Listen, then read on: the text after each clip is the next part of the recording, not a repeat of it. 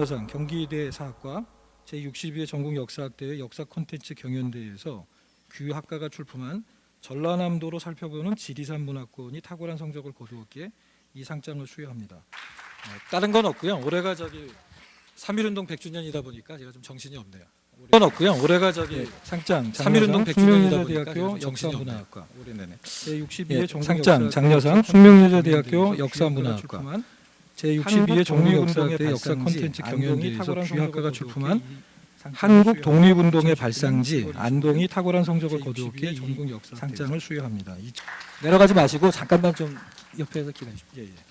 다음은 우수상입니다. 내려가지 마시고 잠깐만 좀 옆에서 기다리십시오. 그다음에 서울여대 사학과. 다음은 우수상입니다. 상장 우수상 성신여대 사학과 제62회 전국 역사학대회 역사 콘텐츠 상장 우수상 성신여대 사학과 제62회 전국 역사학대회 역사 콘텐츠 경연대회에서 규학과가 출품한 장례문화를 사건 인문과 연계가 탁월한 성적을 거두었기에 이 상을 수여합니다. 2019년 10월 25일 제62회 전국 역사학대회장.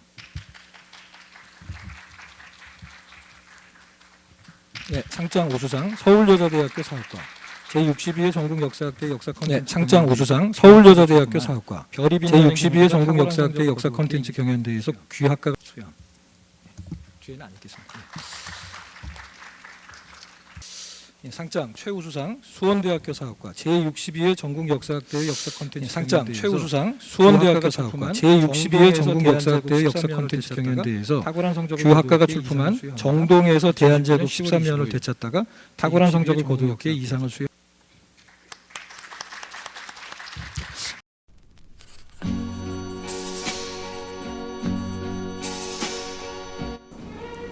별이 빛나는 경주. 안녕하세요. 별밤지기 홍혜정입니다.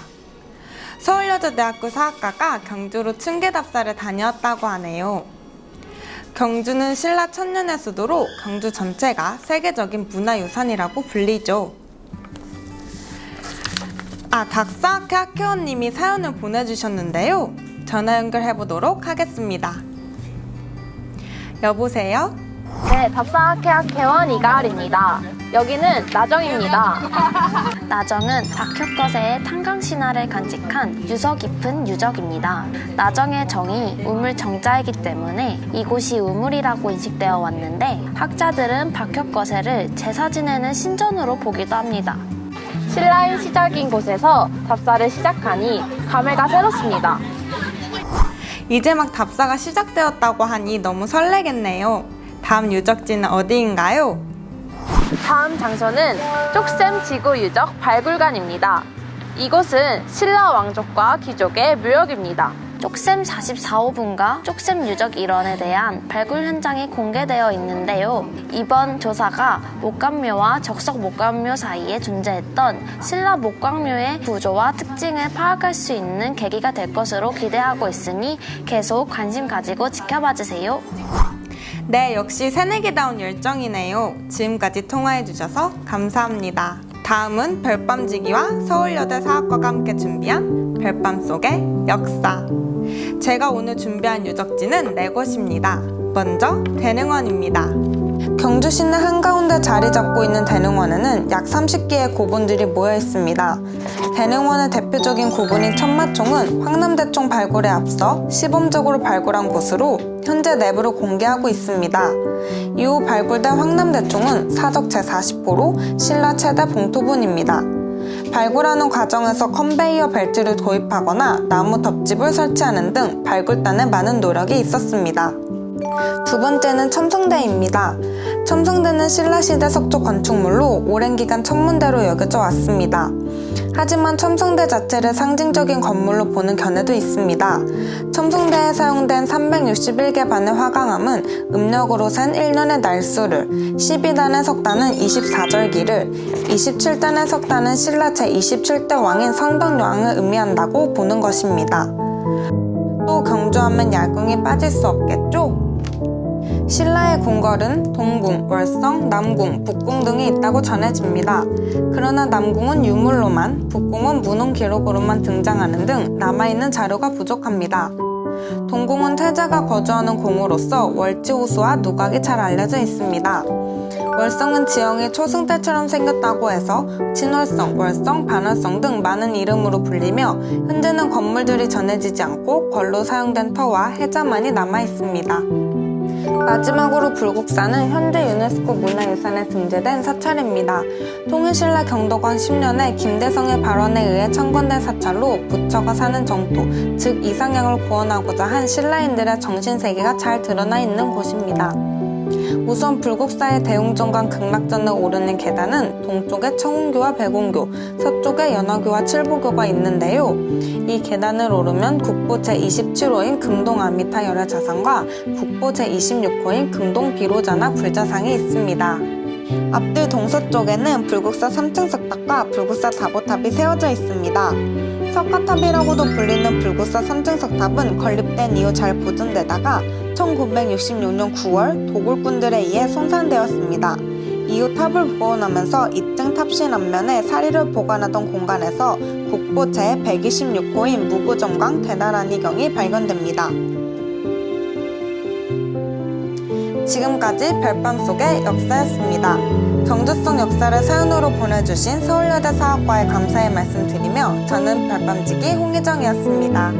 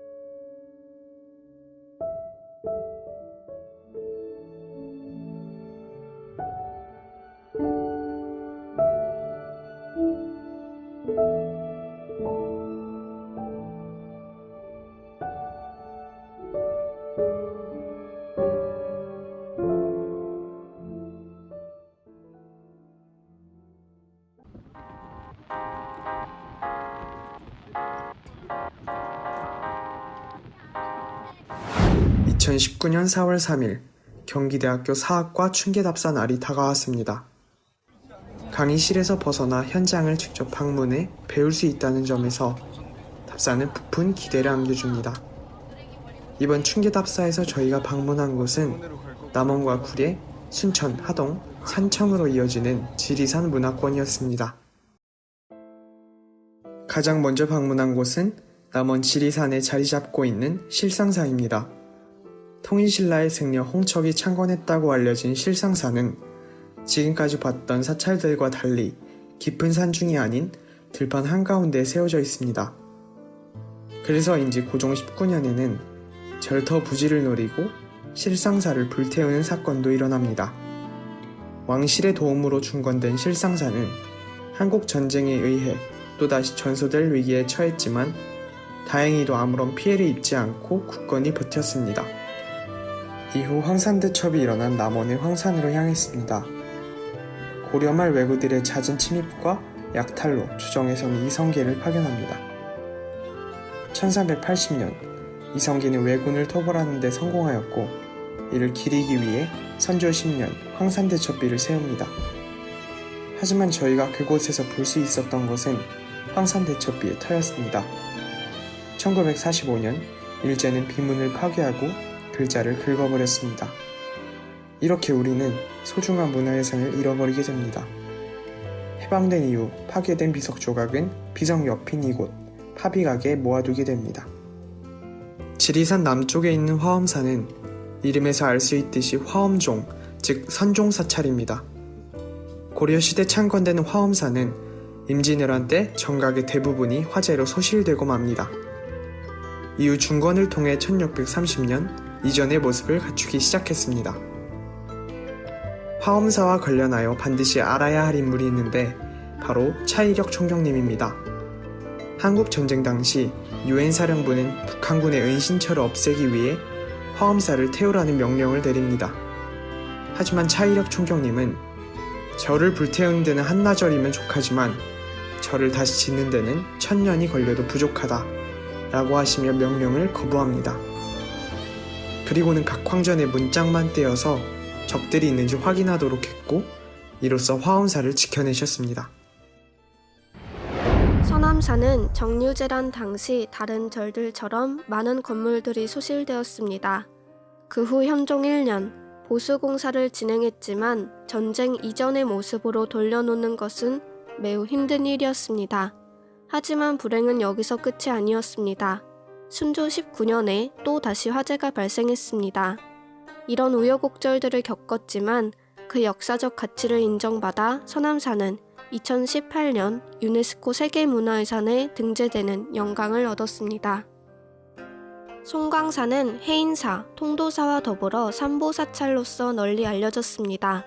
삼보사찰이란 불가에서 신성시 되는 세 가지 보물, 불, 법, 승을 대표하는 사찰을 말합니다. 송광사는 많은 국사를 배출해 전문적인 승려 양성기관으로 인정받아 승을 대표하는 삼보사찰 중 하나가 되었습니다. 하지만 송광사 역시 외란의 약탈을 피할 수 없었습니다. 외란으로 여러 정각들이 소실되었으며 많은 승려가 절을 떠나며 폐사 위기에 놓이기도 합니다. 다행히도 선조 34년 수각, 천자암, 보조암 등이 중건되었습니다.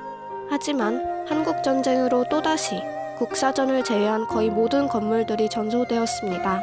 현재 볼 수 있는 송광사의 모습은 80년대 중건한 모습입니다. 2박 3일 동안 실상사, 황산대첩비지, 화엄사, 서남사, 송광사 등의 유적을 직접 보고 현장에서 느낀 감정을 타인과 나누는 시간을 가졌습니다. 특히 우리의 소중한 문화재가 역사의 흐름 속에 많이 훼손되고 파괴된 것을 깨달았고 함께 가슴 아파했습니다. 앞서 우리와 같이 이곳을 다녀간 분들의 노력 덕분에 우리는 2019년이 된 지금도 소중한 문화재들을 두 눈으로 볼 수 있습니다. 이번 답사를 통해 차이력 총경님과 같은 문화재를 지켜주신 많은 분들께 감사한 마음을 갖게 되었고 저희 또한 이러한 정신을 배워 타인과 나누고 후대에도 이어가야겠다는 다짐을 하게 되었습니다.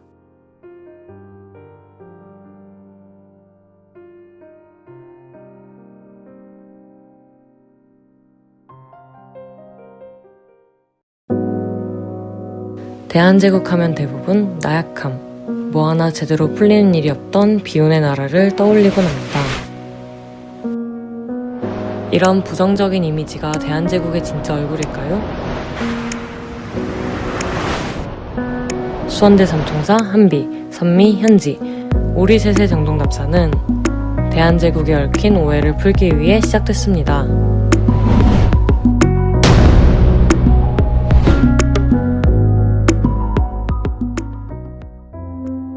외국 열강들이 물밀듯 들어와 조선의 팔다리를 잘라가는 상황 속에서 을미사변으로 자신의 아내가 잔인하게 살해당하자 고종은 결국 러시아 공사관으로 피신하게 됩니다.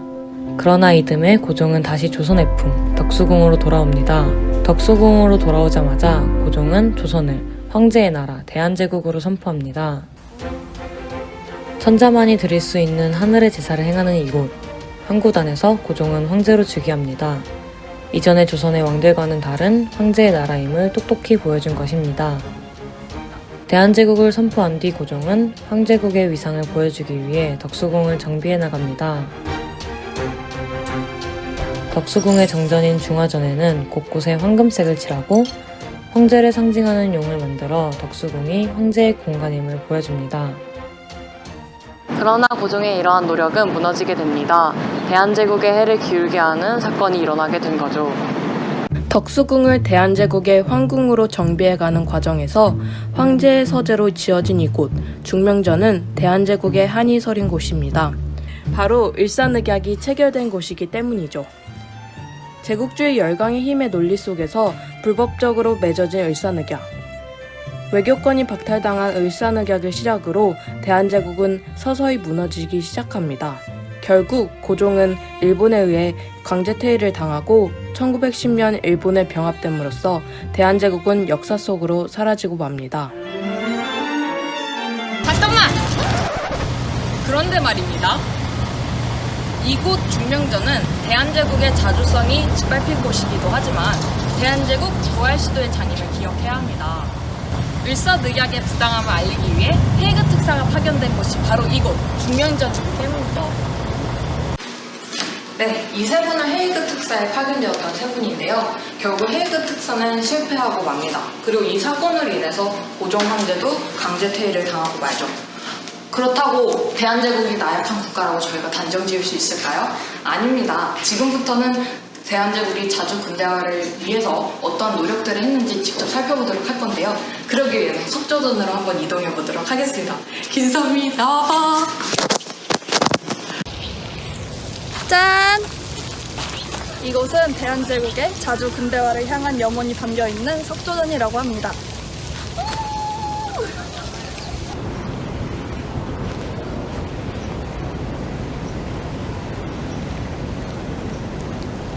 고종은 옛것을 바탕으로 새것을 창조해낸다는 구본실참 이념을 바탕으로 여러가지 근대적 개혁을 추진하였습니다. 고종은 이를 통해 국가의 자주 독립과 근대화를 지향하였으며 점진적으로 내정 개혁을 일으켰는데 이를 광무개혁이라고 합니다. 고종은 광무양전 사업을 시행하고 지계를 발급했습니다. 또한 무역, 상공업에 종사하는 사람들을 위해 도량형을 통일하였습니다. 여권을 발급하여 외국 여행을 허가하였습니다. 다양한 분야의 인재 양성을 위해 실업학교, 의학교 등이 세워지게 되었습니다. 정동교회는 3.1운동 당시에 비밀리에 독립선언서를 등사한 일제강점기의 항일운동 거점지였습니다. 대한제국 때 통신원이 설립되어 전화가 개통되었고 산업진흥 정책을 통해 근대화 노선이 추구되면서 한성전기회사가 설립되어 노선에 전기를 공급하였습니다. 서양식 병원이 세워지면서 서양 예술이 전파되게 되었고 우정국은 기존의 역창제 방식에서 벗어나 근대적 우편 제도를 도입해 실시하게 되었습니다.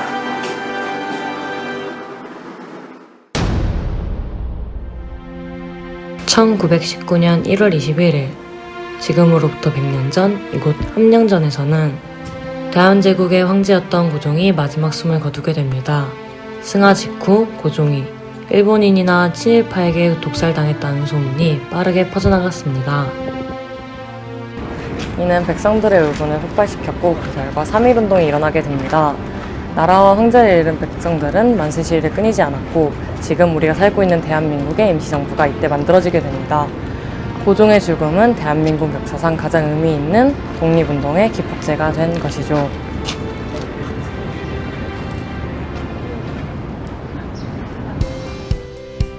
우리나라 역사상 유일무이한 황제국인 대한제국. 비록 13년의 짧은 발자국을 남겼지만 자주 근대화를 위해 노력했던 그 시대의 땀방울은 여전히 오늘날에도 우리 곁에 남아있음을 이번 정동 답사를 통해 알 수 있었습니다. 여러분들도 이번 주말엔 대한제국의 진짜 얼굴을 찾아 정동으로 떠나보는 건 어떨까요? 그럼 저희 셋은 이만 인사드리겠습니다.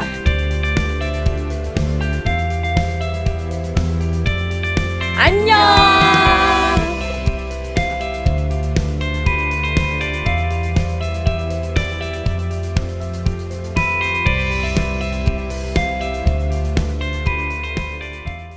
사업과를 공부를 하면서 늘 책으로 아니면 글로 이제 공부를 해오다가 이렇게 영상을 통해서 저희가 다시 한번 역사를 재구성해보는 경험을 함으로써 이 세대에 사실 책보다는 저희가 영상에 더 익숙하잖아요. 그래서 책뿐만이 아니라 영상을 통해서도 또 소통을 할 수 있구나라는 거를 직접 체험을 할 수 있는 경험이 되었습니다. 촬영할 때는 되게 힘들기도 했고 그런 부분에 있어서 되게 막막하기도 했지만 그래도 좋은 결과를 만들어서 이렇게 좋은 상까지 받을 수 있어서 정말 뿌듯했고 기억에 남은 경험인 것 같고요. 앞으로도 이런 경험을 바탕으로 더 풍부하고 넓은 사학과 안에서 할 수 있는 활동들을 많이 해나갈 수 있었으면 좋겠습니다.